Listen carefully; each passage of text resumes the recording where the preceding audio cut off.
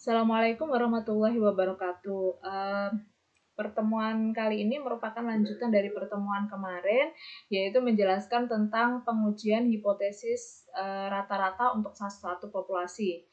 Dan untuk pertemuan kali ini, pengujian hipotesis yang akan saya jelaskan yaitu tentang pengujian hipotesis rata-rata dua populasi, di mana populasi diambil dari kasus yang independen dan juga kasus yang related atau dependent.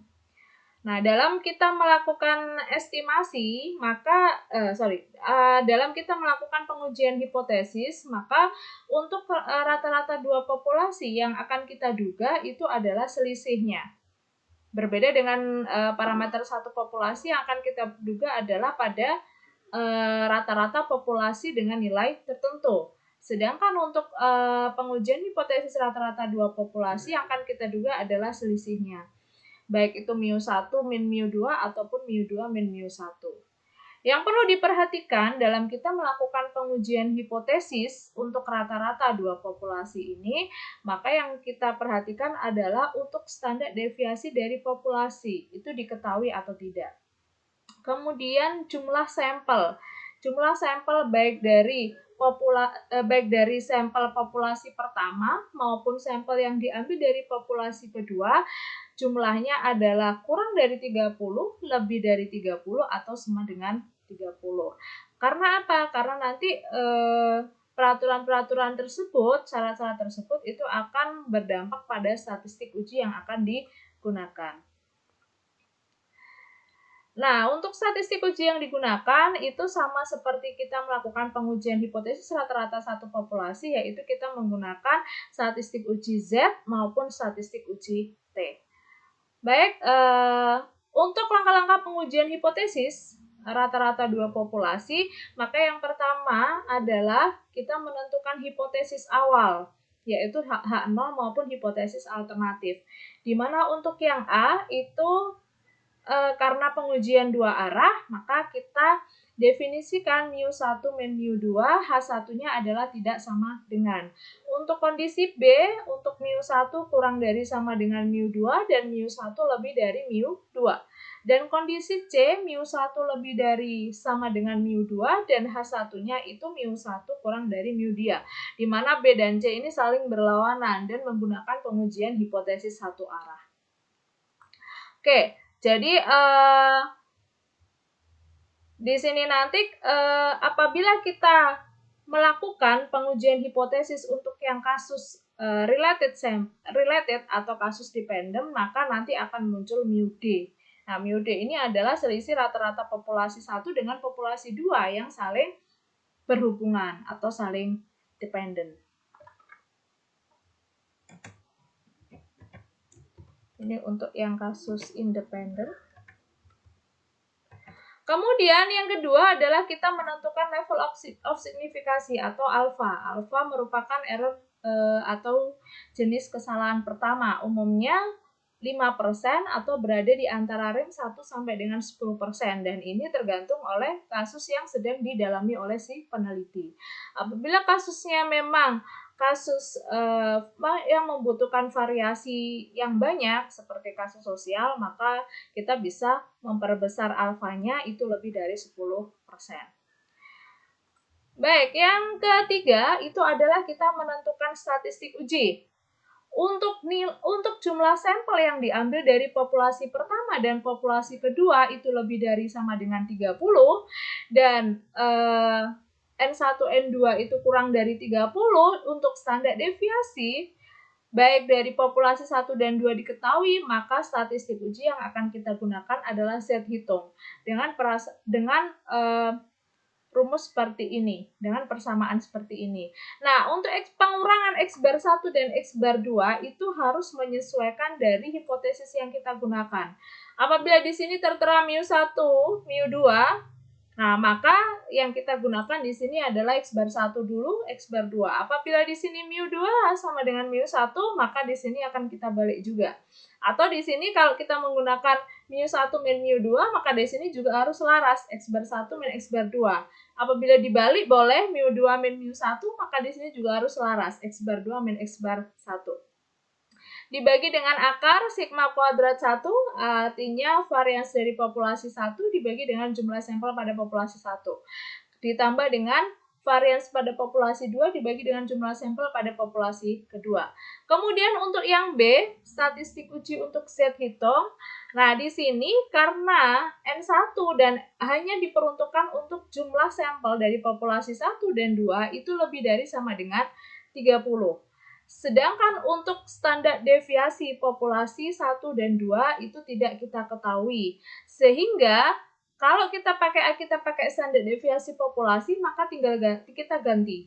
Ya, untuk variansnya yang kita pakai itu adalah varian sampel, bukan varians populasi lagi.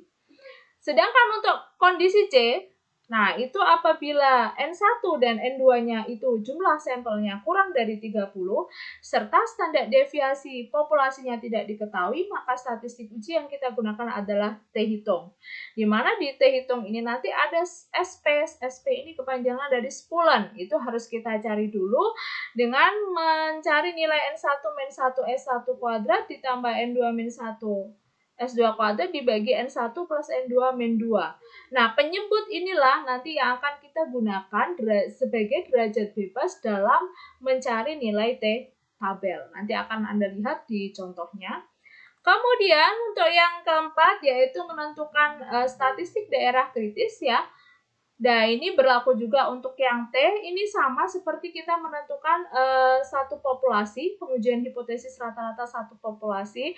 Untuk yang hipotesis A, maka kita menggunakan pengujian dua arah sehingga alfa harus kita bagi dua.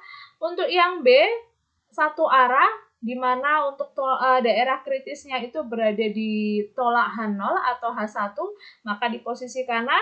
Untuk yang C, pengujian satu arah, di mana kritisnya, daerah kritis, daerah penolakannya berada di sebelah kiri. Sehingga di sini kita menggunakan alfa tanpa dibagi dua karena hanya satu arah. Kemudian yang tahap terakhir, langkah terakhir adalah kita menentukan keputusan dan kesimpulan. Kita bisa menolak H0 apabila yang pertama kita menggunakan hipotesis A itu Z hitung mutlak lebih dari Z alfa per 2 atau T hitung mutlak itu lebih dari T alfa per 2 dan derajat bebas. Berbeda dengan rata-rata satu populasi, untuk derajat bebas dengan pengujian hipotesis rata-rata dua populasi didapatkan dari N1 ditambah N2 dikurangi dengan 1. Kemudian nilai p-value kurang dari alfa. Begitu juga untuk seterusnya. Derajat bebasnya sama untuk yang T. Nah, untuk ini lebih besar dan di sini juga lebih besar. Kita pakai hipotesis yang B dan hipotesis C itu menggunakan nilai yang lebih kecil. Apabila Z hitungnya kurang dari min Z alfa, T hitung kurang dari min T alfa, derajat bebas, dan p-value kurang dari alfa, maka keputusannya adalah tolak H0. Oke. Nah, kemudian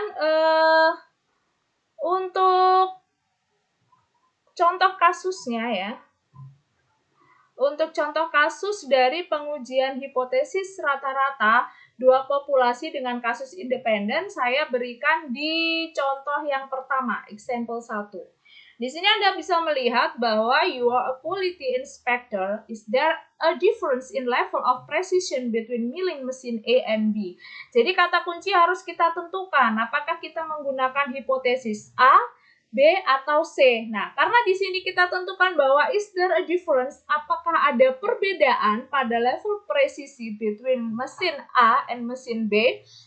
Nah, maka di sini hipotesis yang akan kita gunakan adalah untuk kasus yang A. Ya, jadi mu A sama dengan mu B dengan lawannya adalah mu A tidak sama dengan mu B.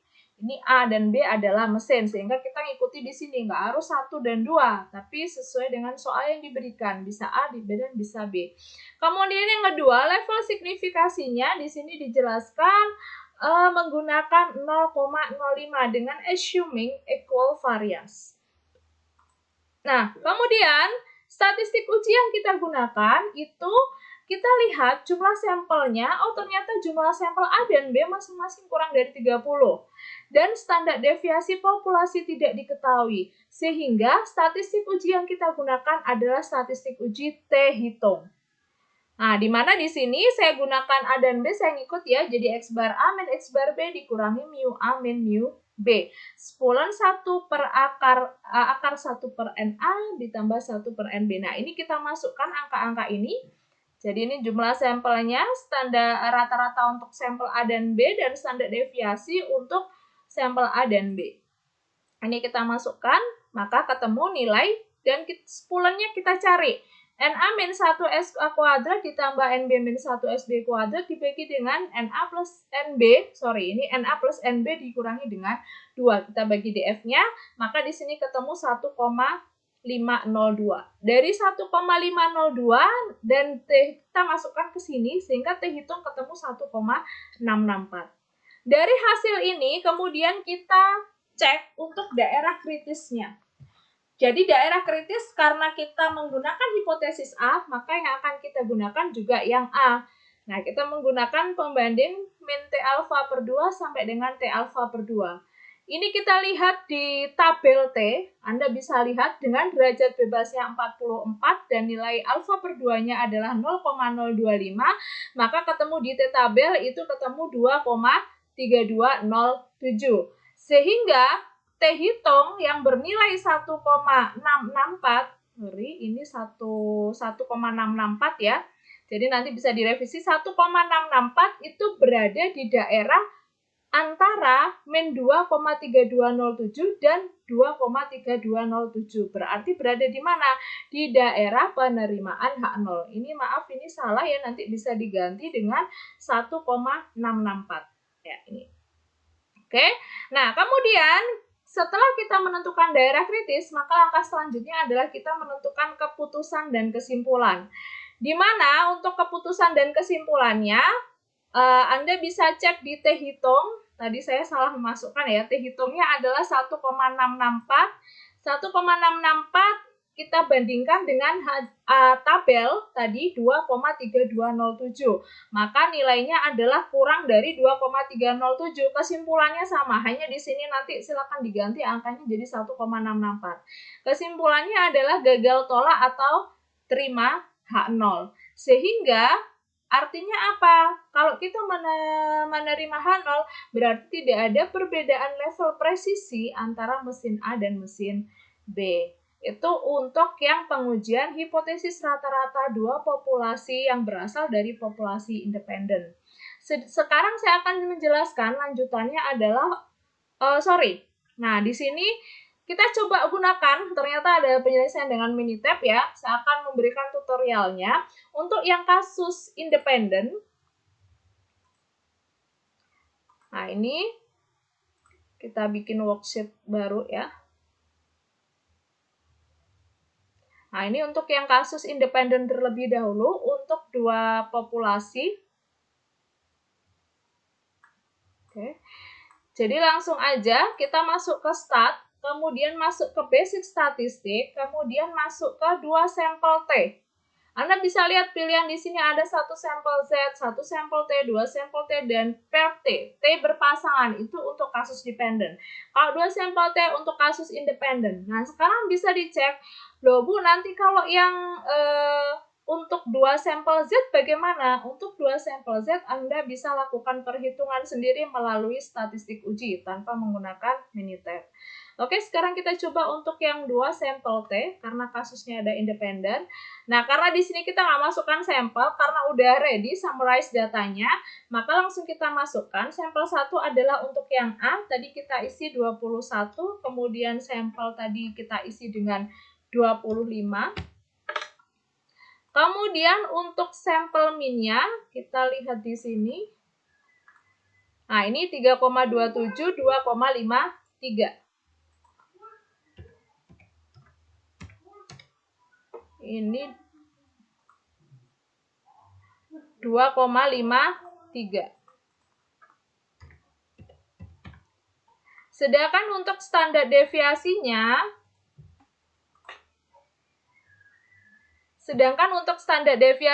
kita gunakan 1,3 dan 1,16.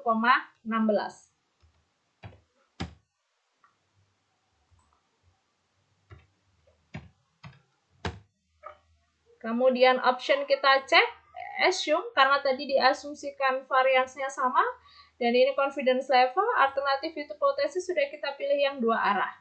Tinggal kita oke, kemudian kita jalankan. Nah, Anda bisa lihat di sini ya.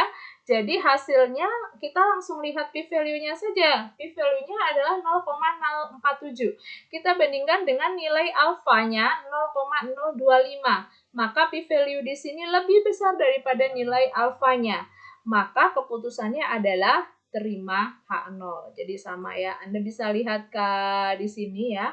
Jadi hasilnya sudah saya masukkan di sini.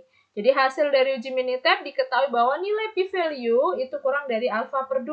Nah, ini p-value-nya 0,047 sehingga keputusannya adalah gagal tolak atau terima H0 yang berarti tidak ada perbedaan level presisi antara milih mesin A dan mesin B. Jadi perhitungan secara manual dan menggunakan Minitab hasilnya adalah sama.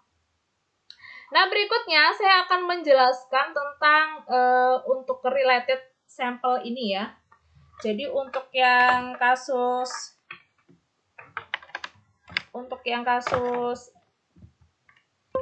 yang dependent atau kasus yang related sample ya. Nah, ini selanjutnya. Oke. Nah, sekarang di sini untuk kasus yang paired sample ya. Jadi di sini adalah untuk kasus paired sample itu berasal dari populasi yang sama. Jadi biasanya digunakan untuk melihat efektivitas metode yang kita gunakan, kemudian untuk melihat apakah pelatihan yang diberikan itu efektif atau tidak. Jadi ada before dan after dengan sampel yang sama. Jadi sampel pertama sebelum dilakukan treatment itu kita cek dulu ya, kita ambil dulu hasilnya, kemudian setelah dilakukan treatment semacam misal ada pelatihan, metode tertentu, atau mungkin, nah kita ini nih contoh di kelas ya, misalkan kita dosen ingin memberikan ada 5 mahasiswa, misalkan 5 mahasiswa yang nilainya itu di kelas itu di bawah rata-rata, jauh di bawah rata-rata. Kemudian dosen memberikan suatu metode pengajaran yang berbeda dibandingkan dengan teman sekelas yang lain yang sudah memperoleh nilai di atas rata-rata. Nah, dari 5 mahasiswa itu tadi akan kita uji apakah nilai setelah diberikan treatment metode tersebut nilainya berubah atau tidak, nanti kita uji. Sehingga pemberlakuan metode tersebut efektif atau tidak dengan sampel yang sama. Jadi before-nya bagaimana, after-nya bagaimana. Jadi sampelnya sama. Sehingga di sini memunculkan D, difference ya. Difference X1 dikurangi X2 atau sebaliknya juga boleh. Nah, di sini diasumsikan both populations are normal distributed. Or if not normal, jadi jika tidak berdistribusi normal, maka sampel yang kita gunakan itu haruslah besar. Nah, untuk menghitung D-bar-nya, maka didapatkan dari jumlahan DI, selisihnya dibagi dengan N. N adalah jumlah sampel. Dan kita cari juga standar deviasinya. Nah, langkah-langkah pengujian hipotesis sama, pada intinya sama, ada 5 langkah yang akan kita lakukan. Cuman penentuan hipotesisnya yang berbeda. Di mana di sini kita tentukan langsung mu D. Untuk yang A, karena pengujian dua arah sama, jadi mu D sama dengan 0, mu D tidak sama dengan 0. Ini juga begitu, B, C ya, jadi tandanya sama, yang membedakan hanya isiannya. Ini mu D-nya yang, kalau dua populasi kan mu 1 dan mu 2 ya. Kemudian yang kedua, menentukan level of signifikasi, umumnya 5% atau berada di antara range 1% sampai 10%. Dan yang ketiga, menentukan statistik uji. Didapatkan dari D-bar dikurangi dengan mu D dibagi dengan SD, standar deviasi, dibagi dengan akar N. Akar N itu artinya sampel berpasangan yang sudah kita ambil. Kemudian yang keempat, kita menggunakan, karena di sini menggunakan statistik uji T-hitung, maka pembandingnya untuk daerah kritis haruslah menggunakan T-tabel. Jadi kalau untuk T-sample T-test itu nggak ada Z-hitung. Jadi yang kita gunakan selalu T-hitung atau tabel T untuk pembandingnya. Dan yang terakhir, keputusan atau kesimpulan. Derajat bebasnya beda. Karena kita anggap sampel berpasangan, maka N-nya pasti jumlahnya sama. Sehingga derajat bebas tinggal N-1 saja. Ini T hitung lebih dari T alfa per 2 karena 2 arah. Ini 1 arah ya. Kemudian p-value, ini kalau kita pakai software Minitab ya langsung aja lihat p-value kurang dari alfa atau tidak. Kalau dia tolak berarti p-value kurang dari alfa. Dan seterusnya. Nah, ini untuk T hitung kurang dari min T alfa N min 1 derajat bebas. Oke. Baik, untuk related sample ini itu saya masukkan di example 2. Jadi di sini, assuming you are a welding inspector, in the first inspection you found some defects in welding result. Jadi pada inspeksi pertama ditemukan beberapa cacat pada hasil pengelasan. Then you got a welding training. Jadi kemudian diberikan suatu treatment apa? Treatmentnya berupa training, pelatihan. After you got to training, you inspect the welding result. Jadi setelah diberikan training, kemudian melakukan inspeksi pengelasan. Like in the table, jadi hasilnya ini. Has the training made a difference in the number of complaints? Jadi artinya apakah ada perbedaan sebenarnya antara sebelum diberi pelatihan dan sudah pelatihan. Nah, ini data dikumpulkan seperti ini. Diketahui nilai D-barnya adalah min 11,6 dan standar deviasinya adalah 4,59. Jadi untuk mencari D-bar itu kita pakai dulu difference-nya. Boleh after min before atau before min after juga boleh ya, sama aja. Jadi diketahui ini. Kemudian kita lakukan langkah-langkah pengujian hipotesis. Karena tadi kata kuncinya adalah has the training made a difference ya. Jadi difference berarti kita gunakan yang pertama, tidak more than, tidak less than, dan seterusnya. Yang kedua adalah kita menentukan level signifikasi ya. Jadi level signifikasi kita tentukan 5% karena tidak diketahui menggunakan berapa, langsung kita tembak menggunakan 5% pakai umumnya. Kemudian statistik uji yang digunakan tidak ada peraturan tertentu, maka di sini langsung aja kita menggunakan T hitung ya. T hitung sama dengan D bar min mu D dibagi dengan SD per akar N. Tadi sudah dicari D barnya min 11,6 dikurangi mu D, kita ambil dari sini populasinya, dugaannya 0 dibagi dengan 4,159 sudah dihitung, dan N. N itu adalah jadi jumlah sampel berpasangan CB, TF, MH, RK, dan MO. Itu ada sebanyak 5. Oke. Kemudian kita cari ketemu hasilnya min 5,9141. Kemudian kita cek, kita bandingkan dengan T-tabel, di mana T-tabelnya itu 2 arah 0,025 dan 4 DF-nya, derajat bebasnya 4. Kemudian cek di tabel, ketemu 3,4954. Sehingga kalau kita punya angka min 5,9141, maka dia berada di posisi sebelah kiri dari nilai acuan alfa per 2-nya, min 3,4954. Sehingga berada di daerah penolakan H0. Dan keputusannya harusnya selaras dengan daerah kritisnya. Karena berada di daerah penolakan H0, maka hasilnya harusnya tolak H0. Karena kita pakai 2 arah, kita pakai T hitung mutlak, dan ini yang kita ambil yang positif, 3,4954. Kesimpulannya adalah tolak H0. Yang artinya, that's true that the training has made a difference in the number of complaints. Jadi artinya, pelatihan tersebut mampu membuat perubahan ya, perbedaan number dari complaints-nya. Kemudian di sini untuk menyelesaikan Minitab ya, dengan Minitab kita pakai ya.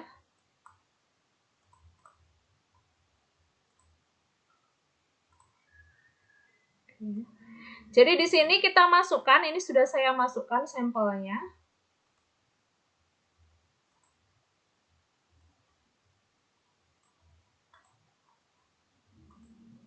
Ini sudah saya masukkan sampelnya ya untuk before after-nya. Kemudian tinggal kita merunning masuk ke basic statistik, kemudian masuk ke per T karena sampelnya berpasangan. Dan kita masukkan sampel 1 tadi kan pakai after ya. Jadi di sini ngikuti aja ini after min before ya, 2 min 1. Jadi ini ngikut aja after min before. Option pakai 95 dan ini pakai alternatif hipotesisnya. Ini sampel 1 dikurangi sampel 2 ya. Oke, jadi di sini difference hipotesisnya. Jadi kita pakai yang A tadi. Langsung kita oke. Nah, hasilnya ketemu p-value-nya adalah 0,03, yang berarti nilainya kurang dari alfa 0,025, sehingga keputusannya adalah tolak H0. Nah, ini ya. Tolak H0 yang berarti bahwa the training has made a difference in the number of complaints. Jadi, hasil dengan Minitab maupun dengan perhitungan manual hasilnya sama. Demikian materi untuk pengujian hipotesis rata-rata dua populasi untuk populasi yang independen maupun dependen. Wassalamualaikum warahmatullahi wabarakatuh.